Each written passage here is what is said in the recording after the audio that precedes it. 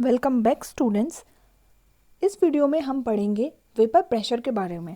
तो चलिए स्टार्ट करते हैं।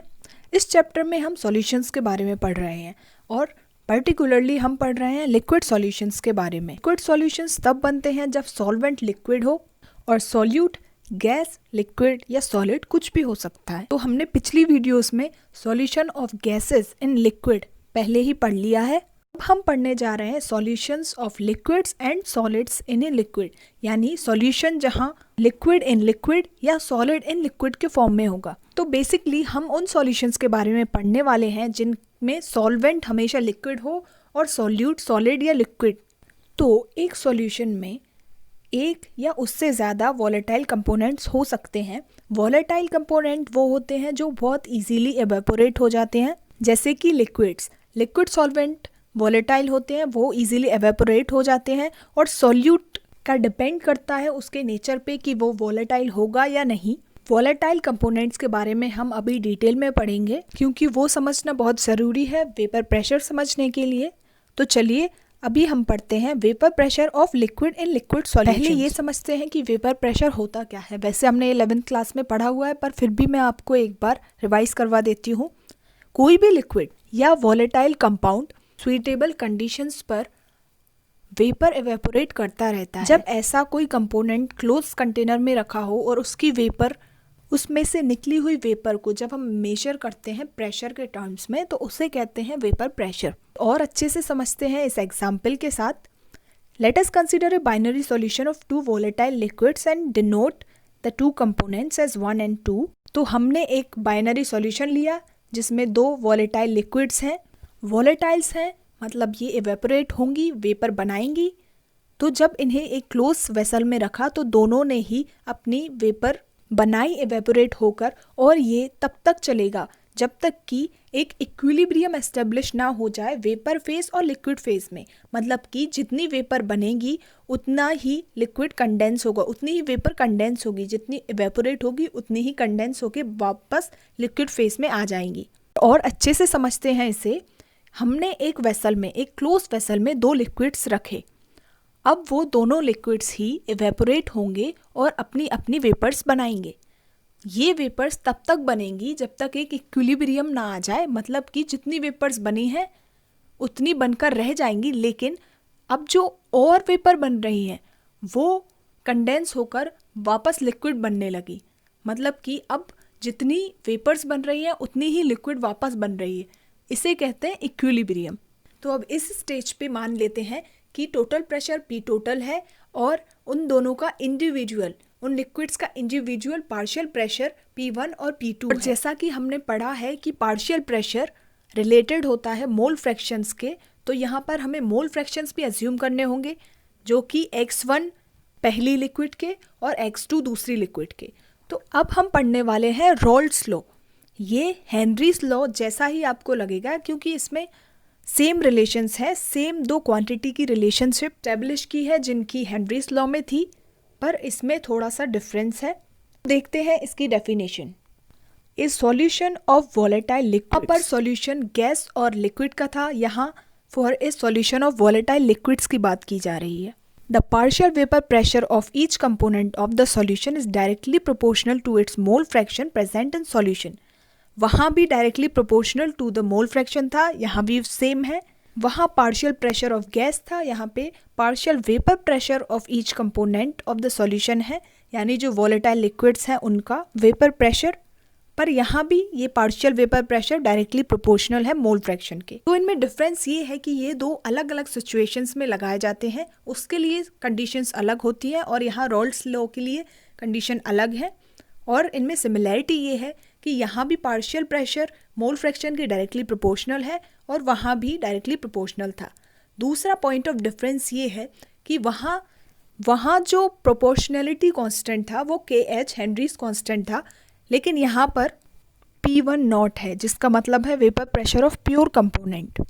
इसका मतलब ये है कि जब वो लिक्विड प्योर फॉर्म में हो, मतलब वो सॉल्यूशन में ना हो, सिर्फ वो लिक्विड रखी हो एक कंटेनर में, तब उसका जो वेपर प्रेशर बनेगा वो होगा उस गैस का P0, यानी vapour pressure of pure component. At last formula बनेगा P1 equal to P1 not x1 और P2 equal to P2 not x2।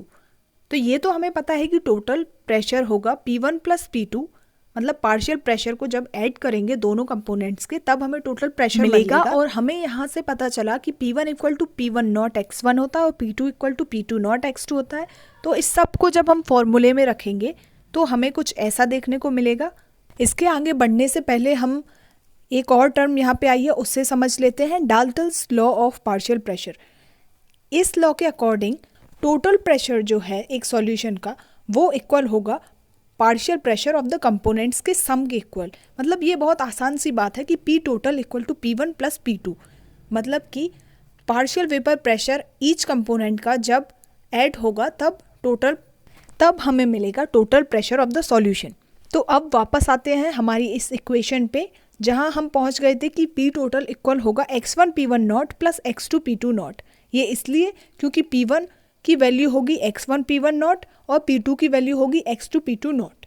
और ये हम कहाँ से लाए? ये है रॉल्स लॉ, उस फॉर्मूले से हम यहाँ तक पहुँचे।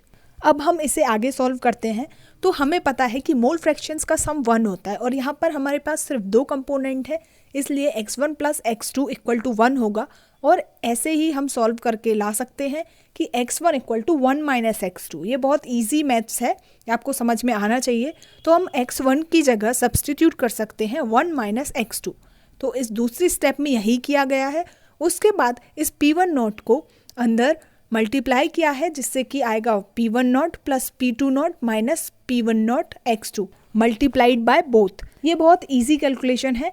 जब आप ये ब्रैकेट ओपन करेंगे सेकेंड स्टेप का और फिर x2 को कॉमन ले लेंगे तो हमें थर्ड इक्वेशन मिल जाएगी। तो इससे हम कंक्लूड ये करते हैं फर्स्ट पॉइंट कि total vapour pressure over the solution can be related to the mole fraction of any one component. इस हम 2.16 वाली इक्वेशन से ये देख सकते हैं कि टोटल प्रेशर निकालने के लिए हमें x1 अगर ना भी हो तो भी हम निकाल सकते हैं बस x2, यानी कि मोल fraction of any one component से भी हम निकाल सकते हैं। अगर हमको x1 पता हो x2 ना हो तब भी हम निकाल सकते हैं। उसमें हम क्या करेंगे कि x2 की जगह पे 1 माइनस x1 करके सॉल्व कर लेंगे इक्वेशन को। तो किसी भी एक कंपोनेंट का मोल फ्रैक्शन अगर पता हो तो हम P टोटल निकाल सकते हैं। सेकेंड पॉइंट है total vapour pressure over the solution varies linearly with mole fraction of component 2।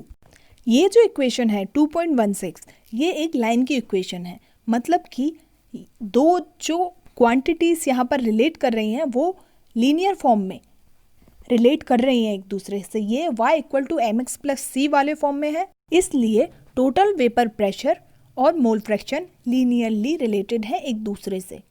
Third point है कि depending on the vapour pressure of the pure components 1 and 2 total vapour pressure over the solution decreases और increases with the increase of mole fraction of component 1।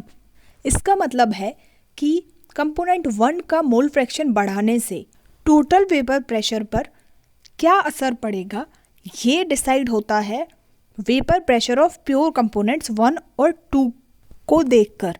मतलब ये दोनों vapour pressure of pure components 1 and 2 decide करेंगे कि mole fraction component 1 का जब increase होगा तब टोटल वेपर प्रेशर पर क्या असर पड़ेगा। इसमें कंफ्यूज ना होइए, इसका बस यही मतलब है कि प्योर कंपोनेंट के वेपर प्रेशर का भी इंपॉर्टेंस होता है, वो डिसाइड करते हैं टोटल वेपर प्रेशर कितना आएगा। तो जैसे कि हमने पिछले ग्राफ में देखा था कि जब हमने P1 या P2 का मोल फ्रैक्शन के वर्सेस में एक ग्राफ बनाया था तब लीनियर प्लॉट आया था, वैसे ही यहाँ पर P टोटल वर्सेस x2 का ग्राफ भी लीनियर होगा।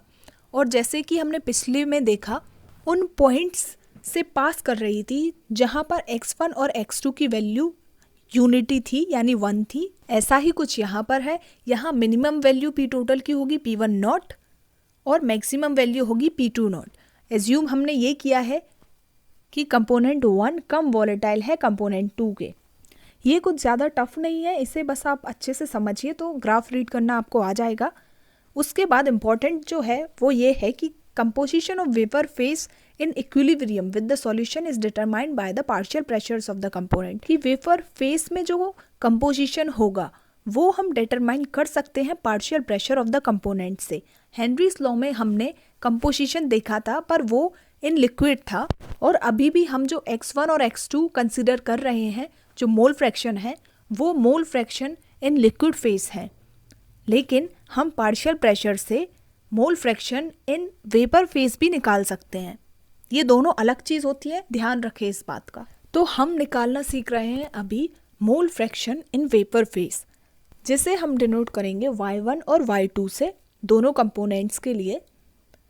तो इसकी रिलेशन ये है कि P1 जो कि पार्शियल प्रेशर ऑफ वेपर है वो इक्वल होगा y1 इंटू पी टोटल के, और P2 होगा equal to y2 into P total.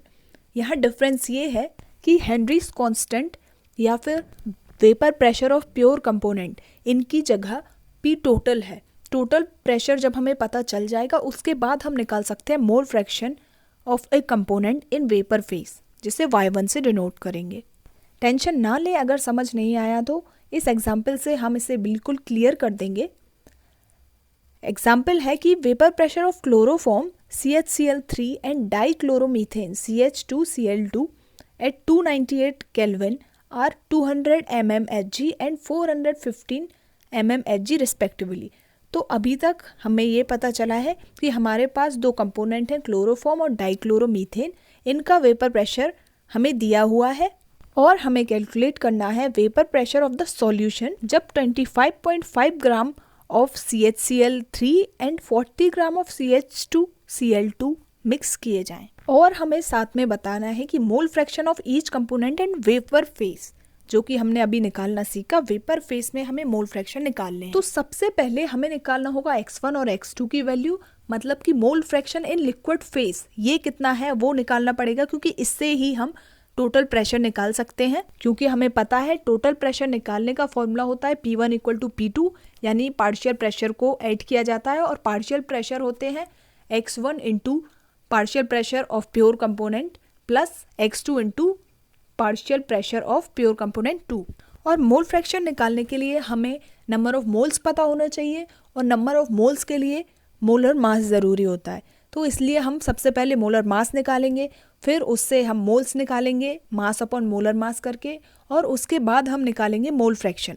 तो दोनों का ही मोल फ्रैक्शन आ जाएगा, moles of 1 upon total moles और moles of 2 upon total moles करके दोनों ही x1 और x2 की वैल्यू आ जाएगी। इन दोनों ही क्वांटिटीज़ को फिर हम फॉर्मूले में पुट करेंगे। पी टोटल निकालने के फॉर्मूले में हमें दोनों का मोल फ्रैक्शन पता है और दोनों का ही वेपर प्रेशर पता है। जब वो प्योर फॉर्म में हो तो बस कैलकुलेट करके टोटल प्रेशर हम निकाल सकते हैं। अब आते हैं सेकंड क्वेश्चन पे, जिसमें पूछा था कि mole fraction in vapour face क्या होगा। तो वेपर फेस में मोल फ्रैक्शन निकालने के लिए हमें फॉर्मूला पता है कि partial pressure of 1 equal to y1 into total pressure, ऐसे ही 2 के लिए। तो सबसे पहले हमें पार्शियल प्रेशर निकालना होगा दोनों ही कंपोनेंट्स का, और पार्शियल प्रेशर निकालने का फॉर्मूला होता है mole fraction in liquid phase multiplied by partial pressure in pure components. तो आपको सभी फॉर्मूले बहुत अच्छे से याद होने चाहिए, तभी आप कोई क्वेश्चन कर सकते हैं, क्योंकि इस एक ही क्वेश्चन में कई सारे अभी तक के पढ़े हुए सारे फॉर्मूले आ चुके हैं। इस फॉर्मूले से हम पार्शियल प्रेशर निकालेंगे सबसे पहले दोनों ही कंपोनेंट्स का।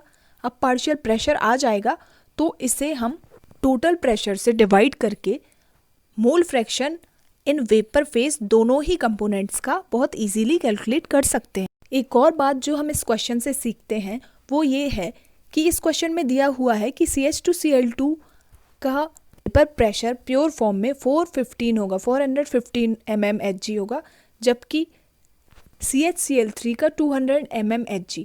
तो इससे हम ये समझें कि CH2Cl2 ज़्यादा वॉलेटाइल है, इसने इवेपोरेट होकर ज़्यादा वेपर प्रेशर बनाया। और हमने कंक्लूजन में देखा कि मोल फ्रैक्शन ऑफ CH2Cl2 0.82 आएगा, जबकि CHCl3 का mole fraction in vapour press 0.18 आएगा। मतलब डाइक्लोरोमीथेन ज़्यादा रिच है वेपर फेस में। तो इससे हम ये कंक्लूड कर सकते हैं कि इक्विलिब्रियम में उस कंपोनेंट की वेपर फेस हमेशा रिच होगी जो कि ज़्यादा वॉलेटाइल है, जैसे कि यहाँ पर डाइक्लोरोमीथेन की है। तो एक बार रिवाइज कर लेते हैं कि अभी तक हमने क्या पढ़ा। हम सॉल्यूशन पढ़ रहे थे जिसमें हमने लिक्विड एंड लिक्विड सॉल्यूशन के बारे में काफ़ी पढ़ा, वेपर प्रेशर के बारे में पढ़ा, और उसी में हमने देखी एक टर्म जिसका नाम था रॉल्स लॉ, ये रॉल्स लॉ काफ़ी कुछ मैच करता था हेनरीज लॉ से, पर काफ़ी इन दोनों में डिफरेंस भी है। तो अब हम उन्हीं के बारे में, इन दोनों लॉ के बारे में पढ़ेंगे कि ये कितने सिमिलर हैं, कितने डिफरेंट हैं। तो जैसे कि हेडिंग इंडिकेट कर रही है कि रॉल्स लॉ एक स्पेशल केस है हेनरीज लॉ का। रॉल्स लॉ के अकॉर्डिंग वेपर प्रेशर एक वॉलेटाइल कंपोनेंट का P1 equal to x1 P1 not है, जो कि हमने अभी पढ़ा। In the solution of a gas in a liquid, one of the component is so volatile that it exists as a gas, and we have already seen that its solubility is given by Henry's law, which states P equal to KHX. ये भी हमने पढ़ा हुआ है कि एक solution में जिसमें गैस सॉल्यूट है और वो डिसॉल्व है लिक्विड में, एक कंपोनेंट बहुत वॉलेटाइल है कि वो गैस के फॉर्म में प्रेजेंट है। इसको ऐसे समझते हैं कि जैसे हमने रॉल्स लॉ में पढ़ा कि दो कंपोनेंट हैं और दोनों ही वॉलेटाइल हैं, दोनों ही अपनी वेपर बना रहे हैं और दोनों ही वेपर हम कंसीडर करेंगे पार्शियल प्रेशर दोनों का। और हेनरीज लॉ को भी हम ऐसे ही देखें तो इसमें भी दो कंपोनेंट हैं, पर इसमें एक कंपोनेंट इतना ज़्यादा वॉलेटाइल है कि वो गैस के फॉर्म में है, मतलब कि दूसरे कंपोनेंट का हमें वेपर इतना कम दिखेगा कि उसे नेग्लेक्ट कर सकते हैं और प्रेशर हम बस उसी वॉलेटाइल कंपोनेंट का कंसीडर करते हैं। फॉर्मूला हमने निकाला था उसी प्रेशर को मेजर करने के लिए कि P equal to KH into X होता है। अब हम इन दोनों फॉर्मूलों को कंपेयर करें तो हम देखते हैं कि इनमें दोनों में ही मोल फ्रैक्शन के डायरेक्टली प्रोपोर्शनल आ रहा है पार्शियल प्रेशर, पर डिफरेंस है तो बस कांस्टेंट का। एक में है KH Henrys constant, Henry's law में है हेनरीज कांस्टेंट, और रॉल्स लॉ में है partial pressure of pure components. तो बस यही इन दोनों में डिफरेंस है। मतलब कि जब KH और P1 नॉट ये दोनों इक्वल हो जाएं तो रॉल्स लॉ हेनरीज लॉ ही बन जाएगा।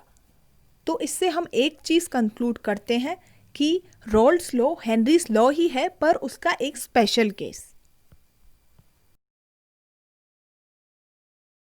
अब बढ़ते हैं नेक्स्ट टॉपिक की तरफ, जिसका नाम है vapour pressure of solutions of solids in liquids. अभी तक हमने लिक्विड्स इन लिक्विड के वेपर प्रेशर के बारे में पढ़ा, पर अब हम सॉलिड्स इन लिक्विड्स के बारे में पढ़ेंगे।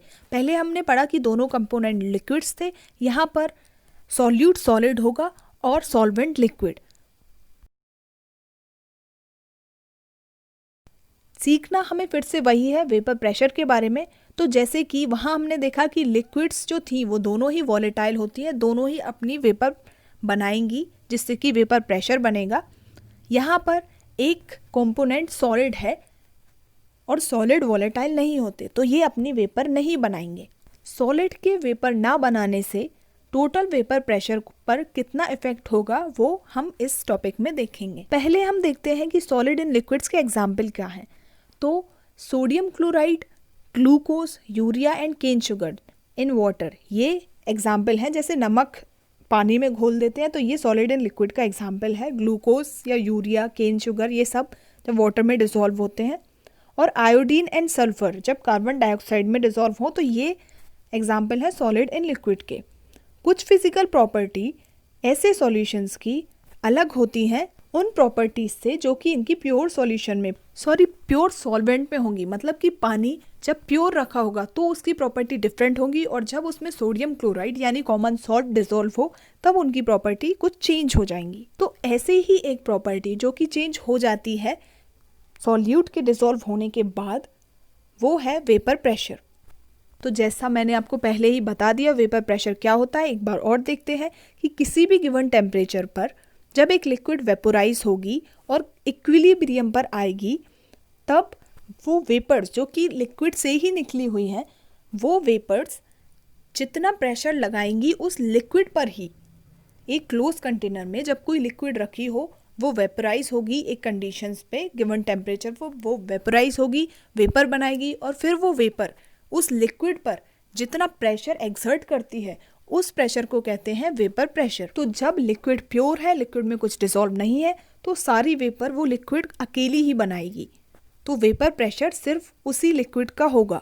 और जब उस लिक्विड में कोई सॉल्यूट डाल दे जो कि सॉलिड हो, और सॉलिड नॉन वोलेटाइल होते हैं, इसलिए यहाँ पर भी जो वेपर बनेंगी वो सिर्फ उस लिक्विड कंपोनेंट की ही बनेंगी। लेकिन बात ये है कि अब जो वेपर प्रेशर होगा, यानी अब जो वेपर बनेंगी उनका प्रेशर जो होगा वो कम होगा उस वेपर प्रेशर से जो कि लिक्विड प्योर होने पर बना रही थी। फॉर एग्जाम्पल हम पानी का एग्जाम्पल लेके चलते हैं कि जब पानी प्योर रखा होगा तो वो उसमें से ज़्यादा वेपर्स एवेपोरेट होंगी और वेपर प्रेशर भी ज़्यादा होगा। लेकिन जब उसमें सॉल्ट या शुगर कुछ भी डिसॉल्व कर देंगे तो वेपर्स कम निकलेंगी और कम वेपर्स के निकलने की वजह से वेपर प्रेशर भी कम हो जाएगा। ऐसा इसलिए होता है क्योंकि अब लिक्विड के सरफेस पर सिर्फ लिक्विड के ही पार्टिकल्स नहीं होंगे, अब यहाँ पर सॉल्यूट के यानी सॉलिड के पार्टिकल भी होंगे, जिसकी वजह से उतने वाटर के पार्टिकल्स बाहर नहीं निकल पाएंगे जितने कि वो प्योर कंडीशन में निकल पा रहे थे। सरफेस पर सॉल्यूट के पार्टिकल्स आ जाने की वजह से सॉल्वेंट के पार्टिकल एस्केप नहीं कर पाते और इसकी वजह से कम वेपर बनती है और वेपर प्रेशर कम हो जाता है। और ये कितना डिक्रीज होगा, वेपर प्रेशर कितना डिक्रीज होगा, ये डिपेंड करता है quantity of non volatile solute, मतलब कितना हमने उसमें सॉलिड डाला है उसकी क्वांटिटी पर डिपेंड करेगा, ना कि उसके नेचर पर। मतलब कि अगर हम 1 kg शुगर डालें या 1 kg कॉमन सॉल्ट डालें, दोनों से ही same amount of vapour pressure of solvent decrease होगा। ऐसे ही 1 kg ऑफ वाटर में जब हम 1 मोल ऑफ सुक्रोज डालें या फिर 1 मोल ऑफ यूरिया डालें, decrease in the vapour pressure same ही होगा वाटर के।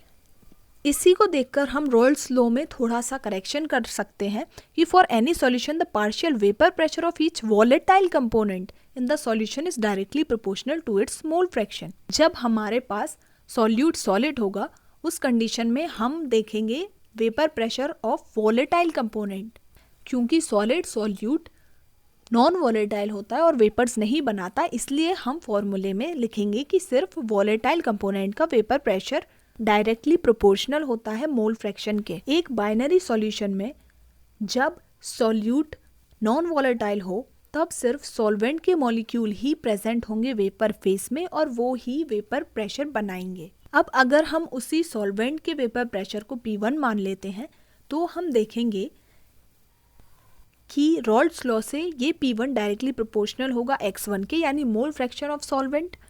और जब हम प्रोपोर्शनैलिटी कांस्टेंट लाएंगे तब ये फॉर्मूला हो जाएगा P1 equal to x1 into P1 not, यानी कि पार्शियल प्रेशर नहीं, यहाँ पर होगा vapour pressure of solvent in pure form, क्योंकि यहाँ 2 कंपोनेंट की वेपर नहीं बनी है। और जैसा कि हमने कई बार पढ़ा कि इस रिलेशन को ग्राफ में लीनियरली रिप्रेजेंट किया जाता है।